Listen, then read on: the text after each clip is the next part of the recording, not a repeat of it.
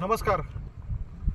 गणपती विसर्जन उरकलं आणि गेले 10 दिवस ज्या गणपती बाप्पांची आपण मनोभावे भक्तीने पूजा आर्स केली होती त्या गणपती बाप्पांना निरोपही दिला.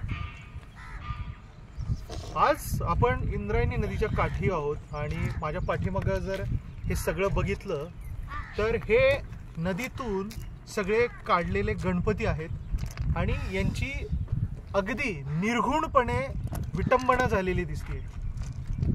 नदी प्रदूषणाचा तर खूप मोठा प्रश्न आहेच आहे.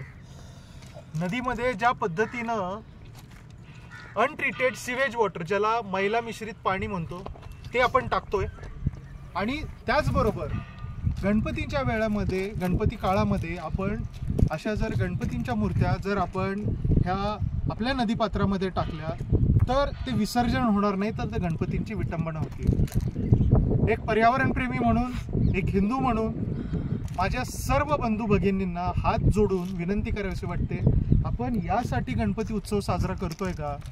खरं तर विचार करायची वेळ आलेली आहे. आपले सण, आपली संस्कृती जर आपण जपली नाही तर येणाऱ्या पिढीला आपण काय दाखवून जाणार आहे?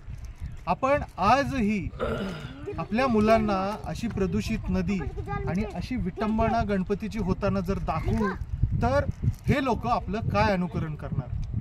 त्यामुळे आपले सण, आपली संस्कृती जपताना आपल्याला आपलं पर्यावरण देखील जपायचंय.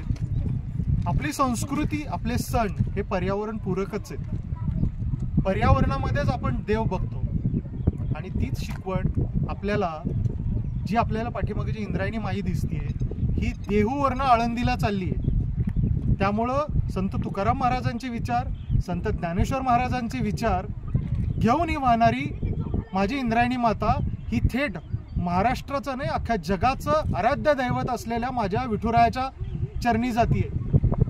तिचे विचार घेऊन जाताना इंद्रायणी जर अशी प्रदूषित झाली तर आपण आपली संस्कृती देखील प्रदूषित करतोय, यांचे विचार देखील प्रदूषित करतोय. ही भूमी शिवरायांची आहे, ही भूमी संत तुकाराम महाराजांची, ही भूमी संत ज्ञानेश्वर महाराजांची आहे. यांच्याकडनं आपण अशा गोष्टी शिकलोय का? तर बिलकुल नाही. ही संस्कृतीने ही विकृती आहे. एक नागरिक म्हणून, एक पर्यावरणप्रेमी म्हणून माझं सर्व पिंपरी चिंचवड सहित सर्व महाराष्ट्रातल्या गौरी गणेश भक्तांना आव्हान आहे, हा शेवटचं वर्ष असू दे. हे चित्र परत महाराष्ट्रामध्ये तरी पुढच्या वर्षी दिसू नये, ही फक्त गणपती चरणी प्रार्थना करतो. जय हिंद, जय महाराष्ट्र, जय पर्यावरण.